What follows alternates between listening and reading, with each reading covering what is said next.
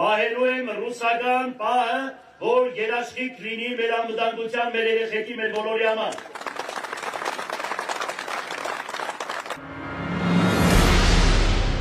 Ռուսական ծանր զենքերը Արցախի դեմ։ 2016 թվականի ապրիլի 2-ին Ադրբեջանը վերսկսեց Արցախյան պատերազմը, փորձելով սրընթաց հարվածով գրավել Արցախը։ Կամ գոնե դրա մի մասը։ Ու թեև հայկական ուժերի շնորհիվ ադրբեջանական հարձակումը ձախողվեց, սակայն եկեք հասկանանք, թե ինչու հրադադարի ստորագրումից 22 տարի անց Ադրբեջանը ուժեղացավ այնքան, որ որոշեց հետ վերցնել 1990-ականներին կորցրած տարածքները։ Ադրբեջանը նավթային պաշարներով հարուստ երկիր է եւ բնական է, որ փորձելու էր նավթամթերքի վաճառքից ստացված հասույթով ժամանակակից զենքեր գնել ու դրանց օգնությամբ վերսկսել պատերազմը։ Հենց այդ պարզ մտքի գիտակցությունն էր, որ արևմտյան երկրներին հետ էր պահում Ադրբեջանին զենք վաճառելուց, քանի որ ոչ Եվրոպական միության, ոչ էլ ԱՄՆ-ի շահերից չի բխում պատերազմի վերսկսումը։ Սակայն Հայաստանի դաշնակից համարվող Ռուսաստանի Դաշնությունը այլ կերպ վարվեց։ Մոսկվայում որոշեցին Ադրբեջանին ամեն տեսակ զենքեր վաճառել, չխորշելով անգամ միջազգայինորեն արգելված զինատեսակների վաճառքից։ Պահելու եմ ռուսական պահը, որ երաշխիք լինի մեր անվտանգության, մեր երեխեքի, մեր բոլորի համար։ Ենթադրաբար Ռուսաստանը շահագրգռված է Արցախյան կոնֆլիկտի թեժացմամբ, քանի որ այդ կերպ մեծանում է թե Երևանի եւ թե Բաքվի կախվածությունը Կրեմլից։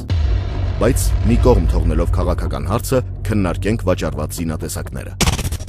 Այդպես, վերջին տարիներին Ռուսաստանը Ադրբեջանին վաճառել է 156 հատ տանկ, որոնց մեծ մասը հատուկ լեռնային պայմանների համար նախատեսված T-90S նորագույն տանկերն են, 456 հատ հրթիռահրետանային համակարգ, 90 մարտական ուղղաթիռ, նորագույն հակաօդային համակարգեր, 1100 հատ հակատանկային եւ 1200 հատ իգլա տեսակի հակաօդային հրթիռ։ Ավելին, այս տարիներին Ռուսաստանը Ադրբեջանին զինել է Կորնետ հակատանկային հրթիռներով եւ Խրիզանտեմա S հակատանկային ինքնագնաց կայանքներով, BMP 3 հետևակի մարտական մեքենաներով։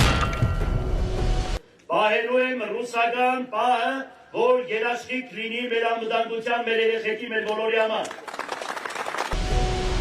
Սակայն մեր դաշնակցի կողմից Ադրբեջանին վաճառված ամենասարսափելի ու վտանգավոր զենքերն են 90 կիլոմետր կրակող Սմերջ համազարգային կրակի համակարգերը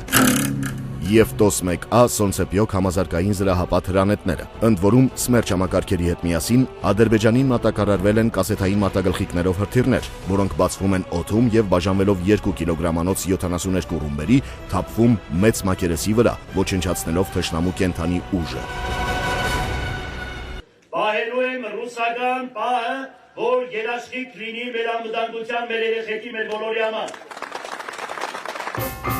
Այդ օրինակ զենքերը արգելված են Դուբլինյան կոնվենցիայով, ինչը սակայն չի խանգարել Ռուսաստանին դրանք վաճառել Ադրբեջանին եւ վերջինիս դրանք կիրառել Հադրութի ուղղությամբ։ Պակաս վտանգավոր չեն վերջին տարիներին Ադրբեջանին վաճառված Սոնցեպյոկ համազարգային հրանետները։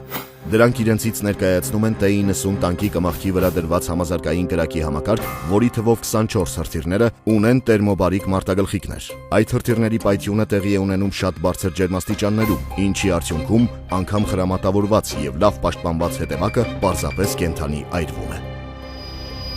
Պահելու եմ ռուսական պահը, որ երաշխիք լինի մեր անվտանգության, մեր երեխեքի, մեր բոլորի համար։